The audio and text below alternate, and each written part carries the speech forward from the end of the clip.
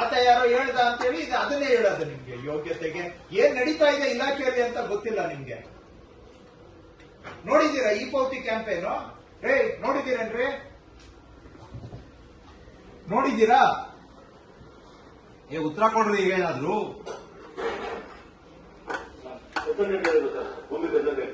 ಹೇಳ್ತಾನೆ ನಿಮ್ಗೆ ಗೊತ್ತಿದ್ಯಾ ಇಲಾಖೆ? ಅವನು ಆತನ ಇಲಾಖೆ, ನೀವ ಇಲಾಖೆ?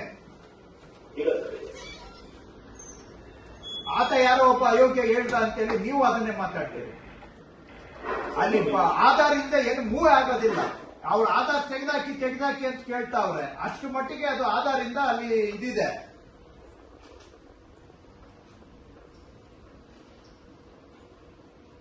ಅಯೋಗ್ಯರ ಉತ್ತರ ಕೊಡ್ತೀರಾ?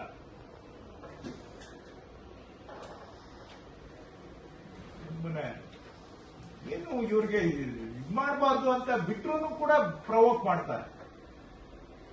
ಆತ ಒಬ್ಬ ಹೇಳ್ದ, ಆತನಿಗೆ ಏನು ತಲೆ ಏನ್ ನಡೀತಾ ಅಲ್ಲಿ? ಅವ್ರು ನೀವೆಲ್ಲ ಹೊಸಕೋಟೆ ದೇವನಹಳ್ಳಿಯಲ್ಲಿ ಕೂತಿರೋದು ಜನಗಳ ಕೆಲಸ ಮಾಡಕ್ಕಲ್ಲ. ಅದು ಆ ಪ್ರಜ್ಞೆ ನಿಮ್ಗೆ ಇದ್ದಿದ್ರೆ ಗೊತ್ತಿರ್ತದೆ ಪೌತಿ ಕ್ಯಾಂಪೇನ್ ಅಲ್ಲಿ ಏನ್ ಪ್ರೊಸೀಜರ್ ಅಂತ. ನಿಮ್ಗೆ ಇಲ್ಲಿ ನಾನು ಪಾಠ ಮಾಡಬೇಕು. ಪೌತಿ ಕ್ಯಾಂಪೇನ್ ಅಲ್ಲಿ ಈ KYC ಇಲ್ಲದೆ ಆಗೋದಿಲ್ಲ ಅಂತ. ಯಾರಿಗೆ ಹೇಳ್ತಾ ಇರೋದು?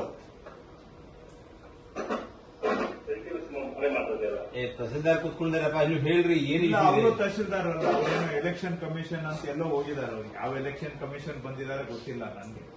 ಸುಮ್ನೆ ಅವ್ರು ನೀವೇನಾಗಿದ್ದೀರಿ? ಅವರು ಸ್ಪೆಷಲ್ ತಹಸೀಲ್ದಾರ್.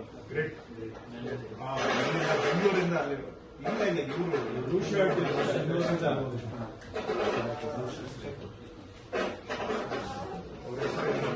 ವಿಜಯಕುಮಾರ, ಶ್ರೀನಿವಾಸ, ಕೃಷ್ಣಮೂರ್ತಿ. ನಿಮ್ಗಾದ್ರೂ ಗೊತ್ತಿರ್ಬೇಕಲ್ರಿ.